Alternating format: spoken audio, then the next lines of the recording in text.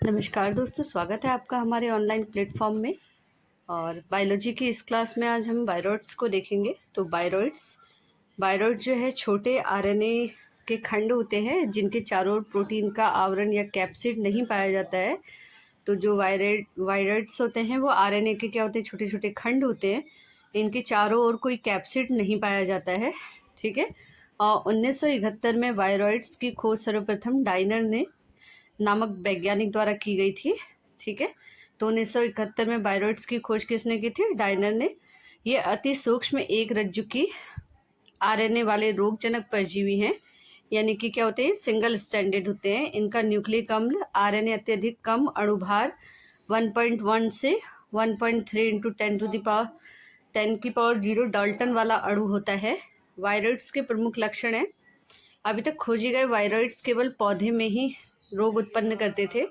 Viroids में केवल एक रज्जु की यानी कि सिंगल स्टैंडर्ड वृत्ताकार आरएनए पाया जाता है और ये स्वयं अपनी प्रतिकृति यानी कि रेप्लिकेशन करने में क्या है, सक्षम है।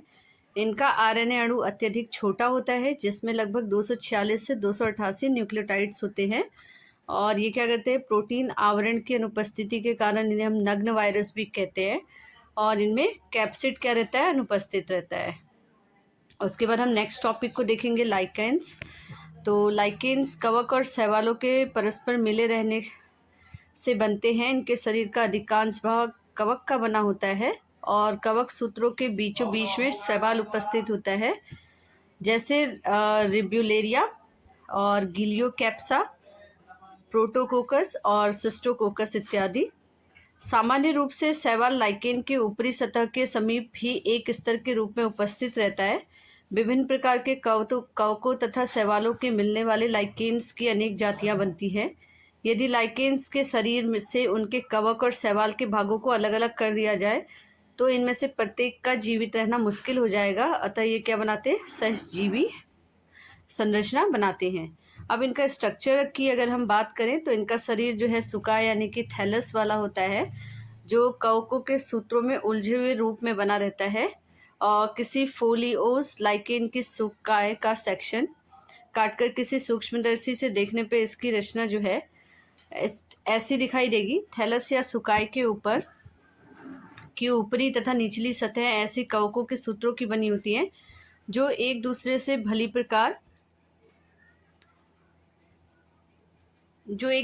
भली प्रकार सटे हुए रहते हैं, जिनके कारण ये कुछ कड़ी होती हैं। इन तरह की कड़ी को हम क्या कहेंगे, कॉर्टेक्स यानी कि वल्कुट कहते हैं।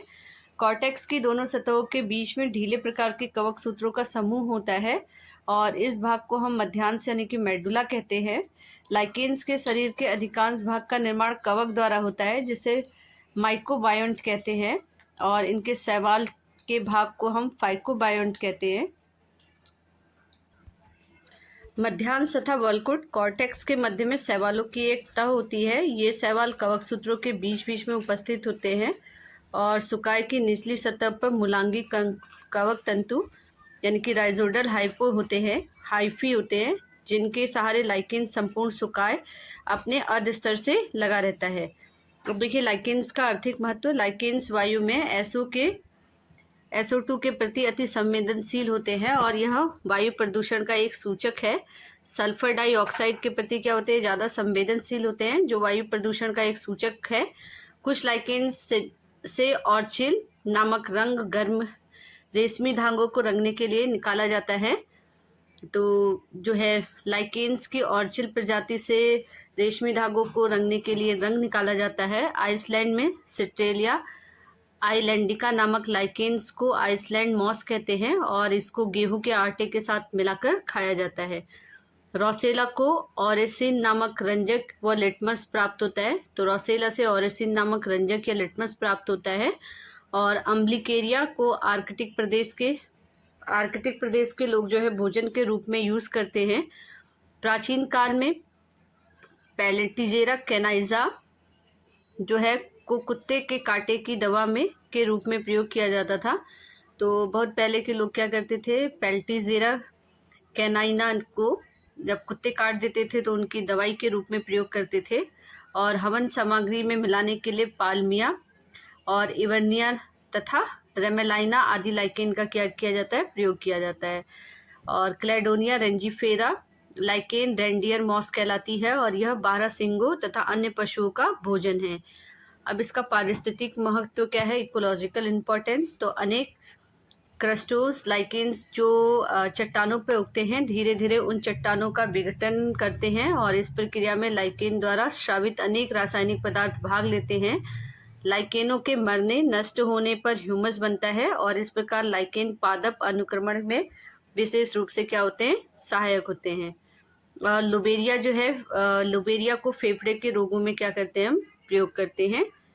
तो यहाँ पे हमारा लाइकेन्स आज खत्म होता है और आज के लिए इतना ही। नेक्स्ट वीडियो में हम प्लांट किंगडम का क्लासिफिकेशन को देखेंगे। धन्यवाद।